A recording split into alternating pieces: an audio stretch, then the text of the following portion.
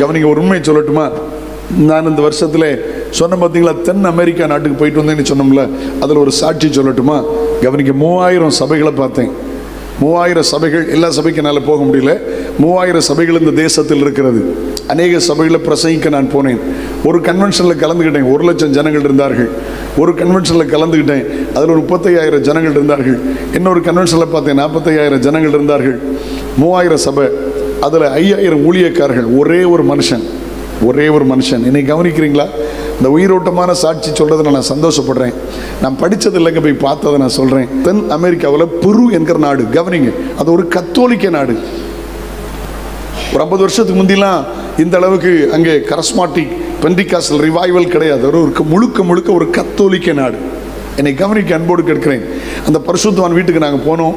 அவர்கிட்ட முழங்கால் போட்டு ஜெபம் பண்ணியிருக்கிறேன், ஃபோட்டோ எடுத்திருக்கிறேன். அந்த ஒரே மனுஷன் இன்னைக்கு இருக்கிறார். அவருக்கு 92 வயசு ஆச்சு. என்ன நடந்தது? கவனிங்கம்மா, என்ன நடந்தது? இந்த சாட்சி உங்களுக்கு ஆசீர்வாதமாக இருக்கும். அவர் யார்? அந்த நாட்டுக்காரர் அல்ல. அவர் மத்திய அமெரிக்காவை சார்ந்த கியூபான்னு உங்களுக்கு புரியுதா? கம்யூனிஸ்ட் நாடு, ஸ்ட்ராங் கம்யூனிசம். இந்த பெடல்ஸ், காஸ்ட்ரோ போன்ற ஆட்கள் எழும்பின ஒரு பெரிய, இன்னைக்கு வரைக்கும் அவங்க டூரிசம் கிடையாது. அந்த நாட்டுக்கு போக முடியாது. ஒரு டூரிஸ்ட் நாட்டில் டூரிசம்னு சொல்லி கியூபாக்கில் போக முடியாது. அவ்வளவு கடுமையான கம்யூனிஸ்ட் உள்ள கடவுளை இல்லை என்று சொல்கிற கொள்கையுடைய நாடு. 18 வயசில் அந்த தேசத்தில் உள்ள ஒரு ஊழியத்தின் மூலமாய் ஐயா ரட்சிக்கப்பட்டாங்க. ருடால்ஃபோ என்பது அவருடைய பெயர். ரொம்ப டால் ஃபிகர், வளர்த்தியார், என்னோட வளர்த்தியா இருப்பார், தேவ மனுஷன். அவர் 18 வயசில் ஊழியத்து வந்துட்டார். தெருவில் நின்று பிரசங்கம் பண்ணுவார். தூக்கி ஜெயிலில் போட்டுருவாங்க. இவர் எங்கே பிரசங்கம் பண்ணாலும் அவ்வளோ மக்கள் ரட்சிக்கப்படுவாங்க. அவ்வளோ கிரியைகளை கர்த்தர் செய்வார். பலமுறை சிறைச்சாலை போயிட்டு வரார். அடிக்கடி ஜெயிலில் போடுவாங்க, வெளியே வருவார், ஜெயிலில் போடுவாங்க, வெளியே வருவார். கொஞ்ச நாள் கழிச்சு அவருக்கு திருமணமாக இருந்தது, 3 பிள்ளைகள் இருந்தது. ஒரு முறை ஜெயிலில் தூக்கி போட்டாங்க. 6.5 ஆண்டுகள்னு ஜெயிலில் தூக்கி போட்டாங்க. நடந்த சம்பவம் தெரியுமா? 3 வருஷத்தில் அந்த பெரிய மத்திய சிறைச்சாலையை பெந்தகோஸ்து ஜெயிலாக மாற்றி விட்டார். அம்மா, நான் படித்ததை சொல்லலை, போய் பார்த்ததை சொல்கிறேன்னு.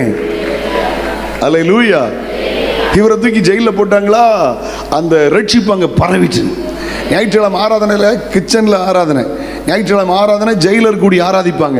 எல்லா கைதி அறையிலும் ஜெபம் ஆராதனை. இவரை என்னடா செய்யன்னு சொல்லி இவரை வெளியே எடுத்தாங்க. 3 வருஷத்தில் வெளியே எடுத்துட்டாங்க. வெளியே எடுத்து ஒரு இருட்டு அறையில் போட்டாங்க. உட்கார்ந்து மட்டும்தான் இருக்க முடியும், படுக்க முடியும், எழுப்பி நிற்க முடியாது. ஆமாம், ஒரு சின்ன ஒரு தோரம் மட்டும் இருக்கும், ஒரு ஷட்டர் மாதிரி இருக்கும். இரவு ஒரு தண்ணி பாட்டிலும் ஒரு ரொட்டி துண்டு போடுவாங்க. 3 மாதங்கள் வெளிச்சத்தை அவர் பார்க்காம இருட்டடையில் வச்சு மென்டல் டார்ச்சர் பண்ணாங்க. வெளியே இழுத்தாங்க. வெளியே எழுத்து சொன்னாங்க, இயேசுவை மறுதளிச்சிருந்தாங்க. அவர் சொன்னார், கிழக்கு உதிக்கிற சூரியன் மேற்க உதிச்சாலும் இயேசுவை மறுதளிக்க மாட்டேன். இயேசுவே ஆண்டவர், இயேசுவே ரட்சகர்.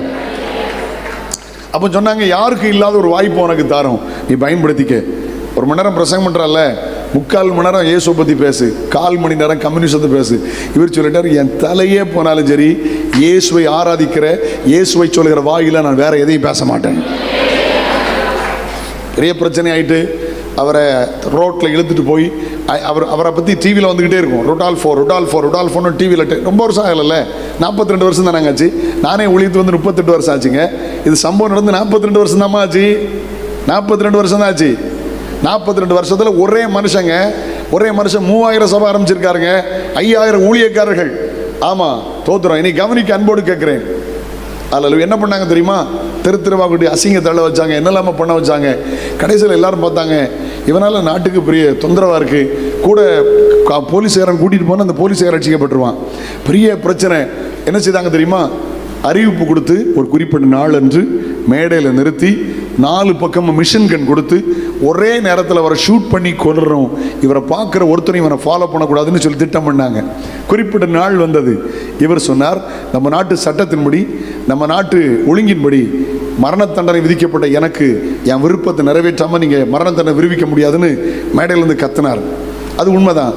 அப்போ என்ன தண்டனை, என்ன விருப்பம்? எனக்கு கொஞ்ச நேரம் நான் பேச விரும்புகிறேன். எவ்வளோ நேரம் பேச போகிறேன்? இவ்வளோ நேரம் பேசுகிறேன். கரெக்டானு பாட்டினேன். ஓகே. ஒரு பக்கத்தில் கிறிஸ்தவ ஆதரவாளர்கள், அதிகாரிகள், தண்டனை கொடுக்கிறவர்கள், ஒரு பக்கத்தில் நாட்டினுடைய கம்யூனிஸ்ட் பீப்புள், ஆயிரக்கணக்கான ஜனங்கள் கூடியிருக்காங்க. இவர் பேச ஆரம்பித்தார். ஆரம்பித்த போது, இயேசு உனக்காக மரித்தவர், இயேசு உனக்காக அடக்கம் பண்ணப்பட்டவர், உயிர் தெழுந்தார்னு கொஞ்ச நேரம் கழிச்சு உயிர் போகுது. அப்படி தான் நிப்பாட்டி வச்சிருக்காங்க. ஆவியில் நிரம்பி பிரசங்கம் பண்ண ஆரம்பித்தார். 15 நிமிஷம் ஆச்சு, 20 நிமிஷம் ஆச்சு, 30 நிமிஷம் ஆச்சு. அவங்களால டைம் வந்துட்டு சுட முடியல. இவரும் பிரசங்கத்தை நிறுத்தல. கையோட காலோட ஒட்டி போச்சு. ஒருத்தருக்கு மிஷின் கண்ணை தூக்க முடியல. நடந்த சம்பவமா? 1 மணி நேரம் பிரசங்கம் பண்ணாரா, ஆல்டர் கால் கொடுத்தா அங்கே நிறைய பேர் இயேசு வேணும்னு கை தூக்கிட்டு இருக்கான். அவங்களுக்கு பெரிய தலைவலி ஆகி போச்சு. அந்த நாட்டு சட்டத்தின்படி, நம்ம நாட்டு சட்டத்தின்படியும் ஒரு மனிதனுக்கு மரண தண்டனை விதிக்கப்பட்டு அந்த டைமில் மரண தண்டனை கொடுக்கப்படாவிட்டால் மறுபடியும் மரண தண்டனை விதிக்க முடியாது, ஆயுள் தண்டனை விதிக்கணும். இவருக்கு மறுபடியும் மரண தண்டனை முடிக்க முடியாது, டைம் முடிஞ்சு போச்சு, டைம் அவுட் ஆயிட்டு. இப்போ இவரை சிறைச்சாலையில் போட்டா சிறைச்சாலை பெந்தகோஸ்தேயா மாறிடும். ஏய், இப்பதான் அரசாங்கம் கூடி அதிகாரிகள் கூடி பேசுறான். என்னடா செய்யறது இவரை? அரசாங்கம் கூடி பேசுறது, இவன் என்ன செய்யறது? கூடி பேசுறாங்க. அப்ப சொன்னாங்க, இங்க பாரு, தென் அமெரிக்காவில் அங்கே பெருன்னு ஒரு நாடு இருக்கு, அது கிறிஸ்தவ நாடு. இவனை நாடு கடத்திடுவோம். இவன் அப்பா பெரிய பணக்காரன், அவன் சொத்தெல்லாம் முடக்கு. கவனிங்க, அப்பா அம்மா மனைவி இவர் 3 பிள்ளைகள், ஒரு பொம்பளை பிள்ளை 2 பையன், சின்ன பிள்ளைகள். நாடு கடத்த திட்டமிட்டார்கள். ஏமா ஒரு ஏழை நாடு. நான் சொன்ன பார்த்தீங்கன்னா இன்னைக்கு கூட இந்த மார்ச் 1 மாதம் நான் மார்ச்லேருந்து ஏப்ரல் வரைக்கும் அந்த நாட்டில் இருந்தேன். அந்த கன்வென்ஷனுக்காக போயிருந்தேன். 1 மாதங்கள் அங்கே இருந்தேன். சிட்டி மட்டும்தான் பார்க்க நல்லா இருக்கும். நம்ம விட பரம ஏழைகள். கிட்டத்தட்ட நான் சொன்ன கன்னியாகுமரியோட அவங்களுடைய கிராமத்தில் இருக்கிற மக்கள் 50 மடங்கு பின்தங்கி இருக்கிறார்கள். நமக்கு அமெரிக்கான்னு பேர் கேட்டோன்னா பணக்காரன் நினைக்கிறேன். இல்லை, USA, united state of America மட்டும்தான் பணக்காரன் நாடுங்க. இந்த லாட்டின் அமெரிக்கா எல்லாமே ஏழைகள். கோட்டு போட்டு பிச்சை எடுப்பாங்க, அவ்வளோதான் முடிஞ்சது. ஓகே, ஆமாம் ஆமாம் ஆமாம் ஆமாம், எல்லாம் இங்கே தான் இருக்கீங்களா? ஆமாம். அப்போ 42 வருஷத்துக்கு வந்து எப்படி இருந்திருக்கும்? இவரை நாடு கடத்தினாங்க. இரவு 9 மணி வெளியே கொண்டு விட்டுட்டு பாஸ்போர்ட் எல்லாம் எல்லாருடைய பாஸ்போர்ட் கிழிச்சு குப்பத்தட்டில் போட்டுட்டு எஸ்கேப் ஆகிட்டாங்க. கவனிங்கம்மா, எதிர்பாராத சந்திப்பு. அதுக்கு தான் இவ்வளோ நேரம் பேசிகிட்டு இருக்கேன். என்னை கவனிக்க அன்போடு கேட்குறேன். ஆமாம், எங்கே போகிறோன்னு தெரியாது, எங்கே தங்குறோன்னு தெரியாது. உடுத்த துணி 5 பைசா கிடையாது. ஒன்றே ஒன்று மட்டும் இருக்குது. என்ன இருக்குன்னா, நம்ம ஊர் மாதிரில நம்ம ஊரில் 1655 பாசம் இருக்குது. அதுக்கான நம்ம அந்நிய பாசை வர பேசிக்கிட்டு இருக்கோம். அல்லேலூயா, போட்டோம். அங்கே அப்படி கிடையாது. ஸ்பானிஷை தவிர வேறு எதுவும் கிடையாது. கொலம்பியா போயிருக்கிறேன், பெரு போயிருக்கிறேன், பனாமா போயிருக்கிறேன். எல்லாருமே ஸ்பானிஷ் பேசுவாங்க. அது பேரே ஸ்பானிஷ் காலனி. சரியா? நம்ம ஆங்கிலம் தான் பெருசுன்னு நினைக்கிறோம். கிடையாது. உலகத்தில் ஆங்கிலம் பெருசு கிடையாது, ஸ்பானிஷ் தான் பெருசு. உலகத்தில் நிறைய பேசுகிற மொழி ஸ்பானிய மொழி, ஸ்பானிஷ் தான் பெருசு. ஸ்தோத்திரம்னு சொன்னால் கூட தெரியாது, ப்ரைஸ் இல்லான்னு சொன்னால் கூட தெரியாது, காட் பிளஸ்ன்னு சொன்னால் கூட தெரியும். முழிப்பாங்க இப்படி ஃபுல்லாக ஸ்பானிஷ். ஏன்னா இவருக்கு ஸ்பானிஷ் தெரியும், அந்த ஒன்று தான் தெரியும். கலாச்சாரம் வேற, சொந்த பந்தங்கள் கிடையாது. அவங்க அப்பா கேட்குறாரு, கோடிகளுக்கு அதிபதி, ஒரு நாளைக்கு லட்சம் வருமானம் வருமா, அவ்வளோ பிஸ்னஸ் மேன், பெரிய பிஸ்னஸ் மேன். அவங்க அப்பா கேட்குறாரு, வெளியே நிற்கிறோம், எல்லா வண்டியும் போயிட்டு ராத்திரி 9 மணி. இன்றைக்கி எங்கே தங்கணும்? பிளாட்ஃபார்ம்லையா? நினச்சி பாருங்கள் எப்படி இருந்திருக்குன்னு. 2 பிள்ளைகள், மனைவி, அப்பா அம்மா தகச்சு நிற்கிறாங்க. ஒரு காரில் 42 வருஷத்துக்கு முந்தி நான் 2 தடவை போகும்போதெல்லாம் ஏர்போர்ட் ரொம்ப சின்ன ஏர்போர்ட்டாக இருந்துச்சு. ட்ராண்ட்ரா ஏர்போர்ட் மாதிரி கூட இருக்காது, ரொம்ப இன்டர்நேஷ்னல் ஏர்போர்ட், அவ்வளோ சின்னதாக இருக்கும். Capital of city Lima. இப்போ தான் இந்த முறை போயிருக்கும் போது தான் நியூ ஏர்போர்ட்டை பார்த்தேன், கொஞ்சம் நல்லா இருந்த மாதிரி இருந்துச்சு எனக்கு. ஓகே, என்னை கவனிங்க. ஒரு கார் இல்லை, ஒரே ஒரு பழைய காரில் இருந்து ஒருத்தன் இறங்கி வந்தான். அவன் கேட்டான், உனக்கு கியூபாவில் உன் பேர் ருடால்ஃபோல, நான் உன்னை டிவியில் நிறைய நேரம் பார்த்துருக்கேன், இங்கே எப்படி வந்தேன்? இவர் சொன்னார், நான் கிறிஸ்துவ பற்றி பேசினேன், நாடு கடத்திட்டாங்க, வந்திருக்கேன். தைரியமாக பேசினேன். சொன்னால் ஒன்றும் கவலைப்படாத, வெயிட் பண்ணு, நான் வரேன். வெளியில் போய் 1/2 மணி நேரத்துக்குள்ளாக 9:30 மணிக்குள்ளாக இன்னொரு கார் எடுத்துகிட்டு வந்தான். அப்பா அம்மாவை ஒரு காரில் ஏற்றினான், இவங்கள ஒரு காரில் ஏற்றினான். எதிர்பாராத சந்திப்பு. ஹலோ, சொந்தக்காரன் கிடையாது, சொந்த ஊர் கிடையாது, சொந்த தேசம் கிடையாது, சொந்த கலாச்சாரம் கிடையாது, பாசம் மட்டும்தான் தெரியும், வேற ஒன்றும் தெரியாது. அவன் சொன்ன, ஒன்றும் கவலைப்படாத, வீட்டுக்கு கூட்டிகிட்டு போனான். லீமா சிட்டியில், முக்கியமான நகரத்தில் ஒரு சிட்டியில் கொண்டு விட்டான். விட்டுட்டு 2 வீட்டில் ரூமில் தங்க வச்சான். இது ஏன் வீடு, தண்ணி பற்றி கவலைப்படாத, உனக்கு கரண்ட்டை பற்றி கவலைப்படாத, கட்டாக பணம் கொடுத்தான். ட்ரெஸ் வாங்கிக்க, எல்லாம் வாங்கிக்க, சந்தோஷமாக வாழுங்க, 3 மாதம் கழிச்சு நான் வரேன் பாய் அப்படின்னு போயிட்டான். அவன் யாருன்னே தெரியாது. இவங்களுக்கு ஸ்பானிஷ் தெரியுமா? அடுத்த நாளே பிரசங்கம் பண்ண ஆரம்பிச்சிட்டார். அந்த ஊரில் முதல் தெரு பிரசங்கம் அவர் தான், முதல் துண்டு பிரீதி அவர் தான், முதல் கன்வென்ஷன் பிரசங்கியார் அவர் தான், முதல் பெந்தகோஸ்தே சபையும் அவர் தான். ஹலோ, அது ஒரு கத்தோலிக்க நாடு இல்லை. இவருக்கு திருப்பி போக முடியாது, சொந்த நாட்டுக்கு திருப்பி போக முடியாது. கவனிங்க, சொந்த நாட்டுக்கு இவருக்கு திருப்பி போக முடியாது. அடுத்த நாளே பிரசங்கம் பண்ண ஆரம்பிச்சிட்டார். ஒரு எதிர்பாராத சந்திப்பு வரப்போகுதுங்க, உங்க வாழ்க்கை வளமா மாறப்போகுது. கவனிங்க, லிசன் டு மீ. இவருக்கு ஒரு எண்ணம், அவன் யாரு? 3 மாசத்துல அவர் நிற்கலாங்கிற தைரியம் வந்துச்சு. இவர் ஜெபம் பண்ண வர, ஆண்டவரே, சுற்றி பார்க்குறாரு, கத்தோலிக்க சபையை தவிர ஒன்றும் கிடையாது. அவருக்கு தெரிஞ்சு போச்சு, கர்த்தர் என்ன இந்த நாட்டுக்கு கொண்டு வந்திருக்கார் அப்படின்னு மனசிலாக்கிக்கிட்டார். அவன் லிசன் டு மீ, அவரை மனசிலாக்கிக்கிட்டார்.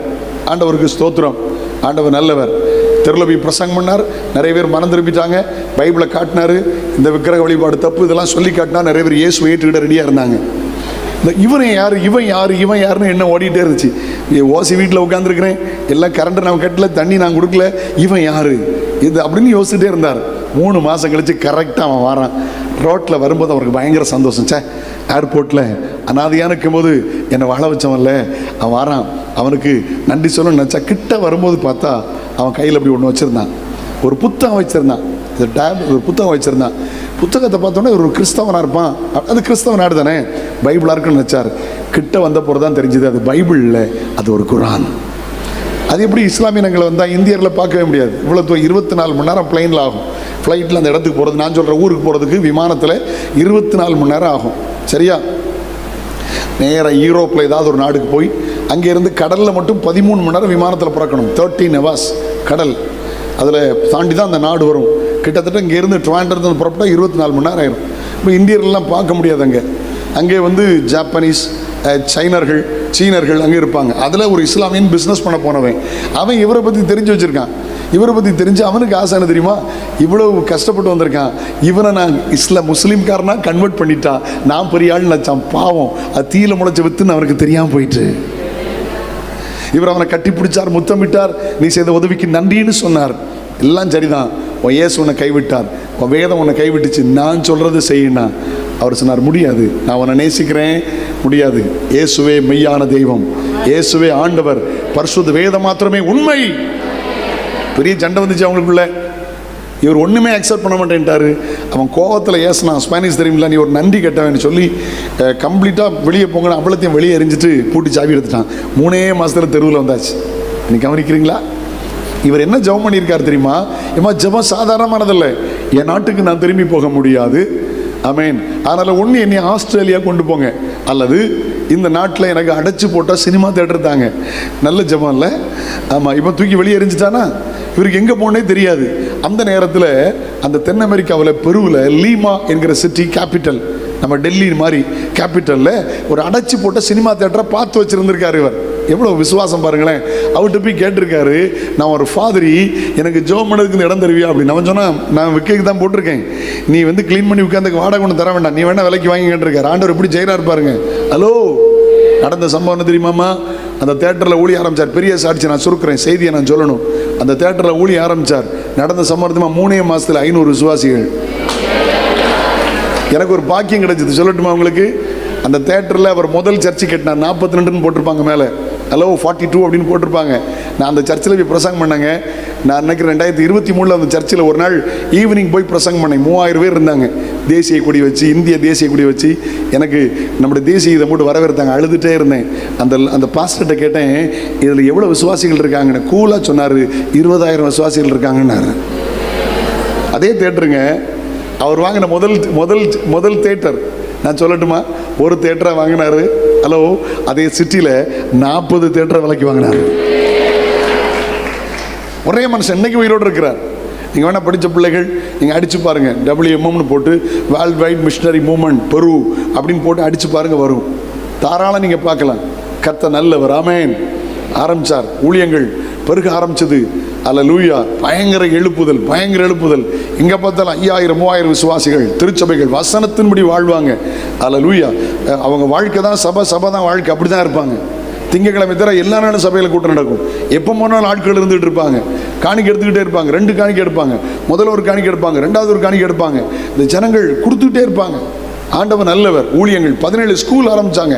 சின்ன பிள்ளைகளுக்கு சுவிசேஷம் ஆரம்பிக்கணும். பெரிய இன்டர்நேஷனல் ஸ்கூல், ஒரு பெரிய சேட்டலைட் டிவி. அந்த டிவியில் நான் பேசினேன். அதில் பார்த்தீங்கன்னா ஒரு 100 பேர் வேலை செய்வாங்க. டிவி ஸ்டேஷனில், ரேடியோ ஸ்டேஷன் இருக்குது, FM இருக்குது. இன்னைக்கு அந்த நாடு அவருக்கு பட்டம் கொடுத்துருக்குது, த ஃபாதர் ஆஃப் பெரு, பெருவின் தந்தை.